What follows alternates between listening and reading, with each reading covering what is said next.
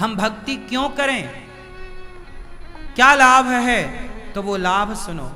भगवान की शरण में जाने से सिर्फ इतना होता है कि हमारे जीवन में आने वाला बहुत बड़ा संकट है और हम भगवान की शरण में हैं तो आने वाला बहुत बड़ा संकट हमें छोटे से में टलता हुआ दिख जाएगा। एक गुरु के 2 शिष्य थे। एक चेला वैश्या के घर जाकर मुजरा देखता वैश्या का, दूसरा चेला सत्संग में जाकर के कथा सुनता, कीर्तन करता, भगवान के लिए रोता।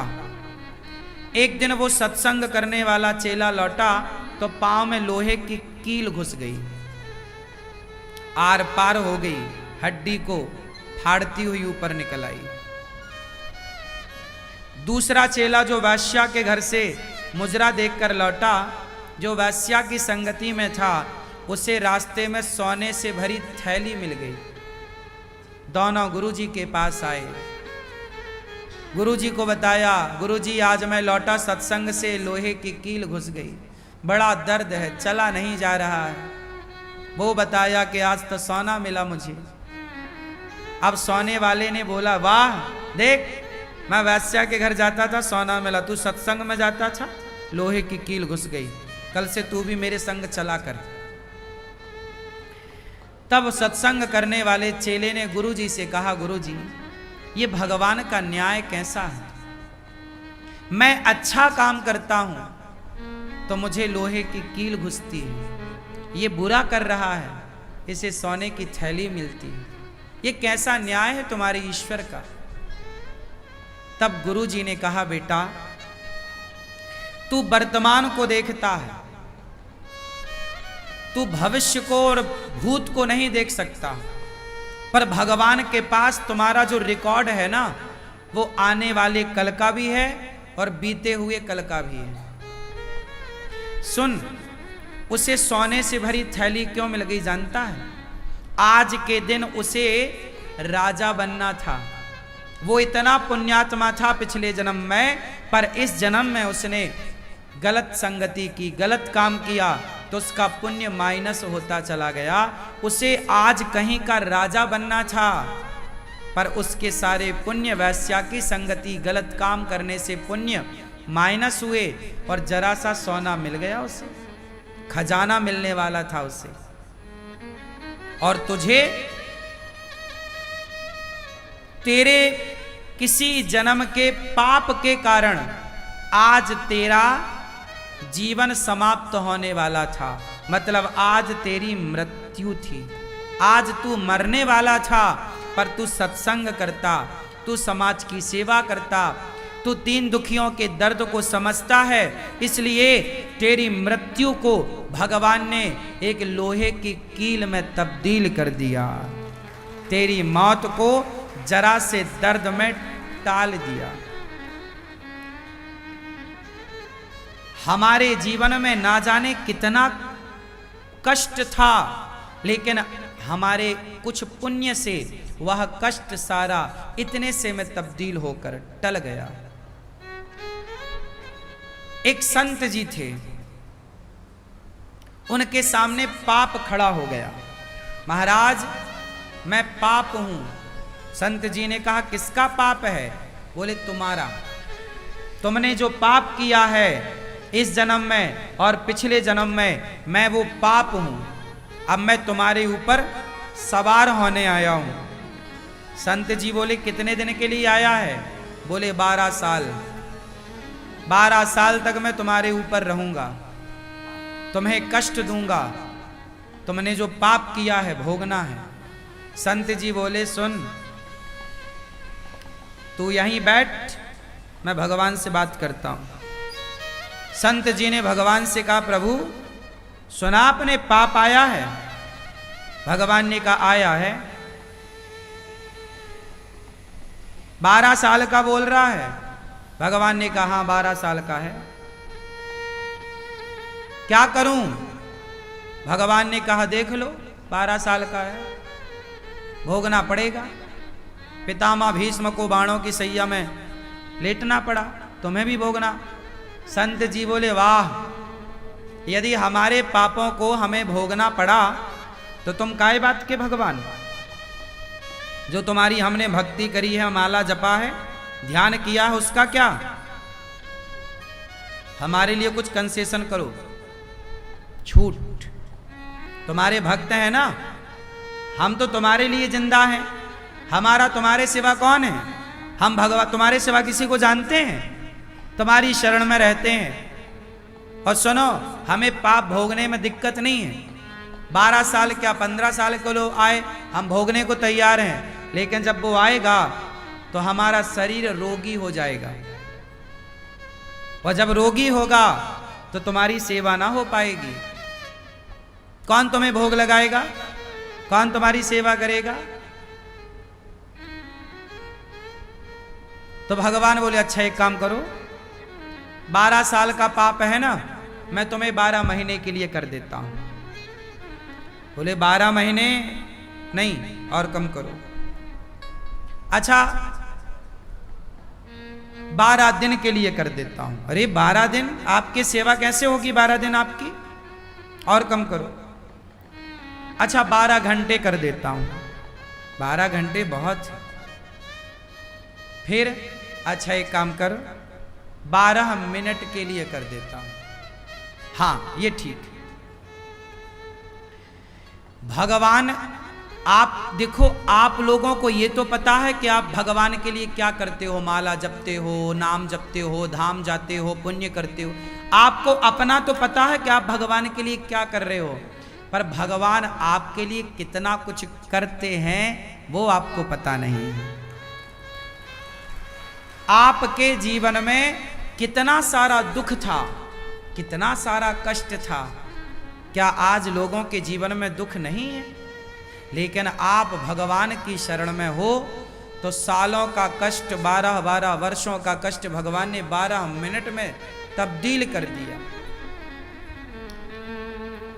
मूकम करोति वाचालम पंगुम लंघयते गिरिम यत् कृपा तमहम वंदे परमानंदम माधवम। जब भगवान कृपा करते हैं ना तो गूंगा भी बोलने लग जाता है। मैं इस काबिल नहीं था कि वृंदावन धाम में आकर के आप सबकी सेवा करूं। ये मेरे पुण्यों का बल नहीं है, ये मेरे प्रारब्ध का फल नहीं है, ये प्रत्यक्ष मेरे बिहारी जी की कृपा है। मैं नहीं था काबिल, मैं इस योग्य नहीं था, ये कृपा है। आप वृंदावन आए हैं, ये आपका प्रारब्ध नहीं है, ये आपका भाग्य नहीं है। तुम्हारा भाग्य वृंदावन ला सके, भाग्य में इतनी ताकत कहाँ है? ये तो बिहारी जी की कृपा है कि आप वृंदावन में हैं। हर चीज भाग्य से नहीं होती, कुछ चीजें कृपा से होती हैं। बात समझ में आ रही है? सुभद्रा को कहा भगवान ने कि बहन तू कहे तो तेरे बेटे को मैं जीवित कर दूं, अभिमन्यु को। पर एक बात बता, यदि मैं तेरे बेटे को जीवित करूंगा तो आने वाली बहनें कहेंगी कि अपने बहन के बेटे को जीवित कर दिया, का मैं तुम्हारी नहीं हूं? बहन एक बात बताऊं, ये जो अभिमन्यु है ना, इस अभिमन्यु का जन्म ही इस काम के लिए हुआ था कि महाभारत में इसकी इतनी भूमिका थी, तो जितनी भूमिका थी उसने उतना काम किया और काम करके चला गया। जिसका जितना कार्यकाल है, मैं आप क्या करने आए हैं इस संसार में?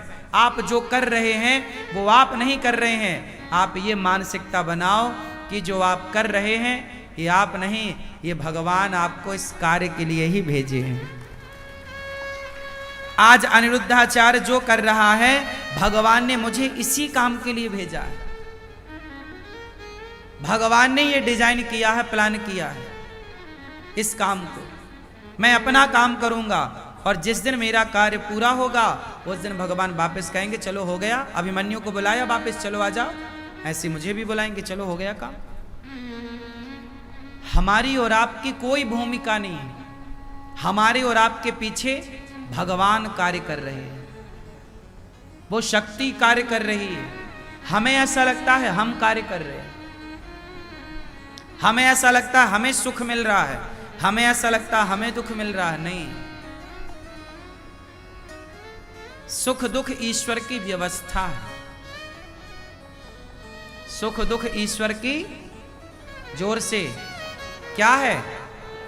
अच्छा बताओ, यदि दुख ना होता तो क्या सुख का कोई मूल्य होता?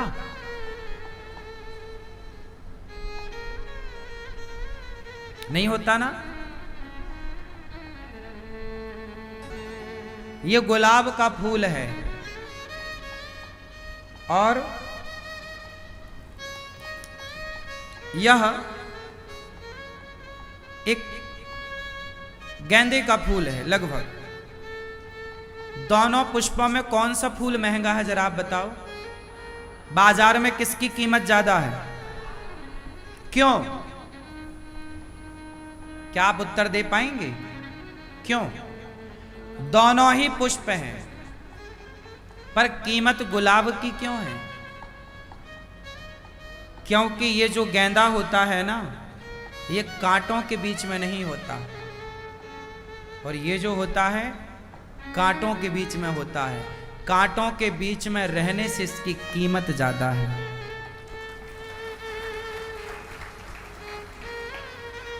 जो व्यक्ति दुख से गुजरता है, दुख से स्ट्रगल करता हुआ आगे बढ़ता है, उसकी कीमत ज्यादा होती है। यदि आपके जीवन में दुख नहीं है तो सुख का कोई मूल्य ही ना होगा। सुख का कुछ मूल्य है, इसलिए ईश्वर ने सुख के मूल्य को लोग जाने, इसलिए दुख बनाया है। सोचिए, कल्पना करो कि दुख होता ही ना, तो फिर सुख की वैल्यू क्या थी? रात ना होती तो दिन की कीमत क्या थी? पिता ना होता तो मां की कीमत क्या थी? आकाश ना होता तो पाताल की कीमत क्या थी? भाई ना होता तो बहन की कीमत क्या थी? दुश्मन ना होते तो दोस्त की कीमत क्या थी? क्यों भाई? दुश्मन है तब तो दोस्त की कीमत पता चल रही है कि भाई ये दोस्त हैं। दुश्मन ना होते तो दोस्त की कीमत क्या होती? ये सारा संसार दो चीजों से मिलकर बना है, अच्छाई और बुराई, और ये सदा रहेगी। अच्छाई और बुराई सदा रही है, सदा है और सदा। राम बाद में आए, रावण पहले आया। बुराई पहले आई, अच्छाई बाद में आई। पहले बुराई का जन्म होता है, पहले जहर निकलता है, अमृत हमेशा अंत में निकला करता है। इसलिए आज आपके साथ कुछ बुरा हो रहा है, कुछ आज आपका समय बुरा चल रहा है, घबराइए मत, धैर्य रखिए। आज बुरा है, कल अच्छा होगा। क्यों घबराते हैं? ईश्वर पे भरोसा रखिए। तुम्हारे सूत्रधार भगवान हैं, भरोसा भगवान पे रखिए। भगवान के लिए रोइए, भगवान से प्यार कीजिए। भगवान के सिवा किसी पर भरोसा ना कीजिए, भगवान को अपना मानिए। कृष्ण ही हमारे शुभ चिंतक हैं।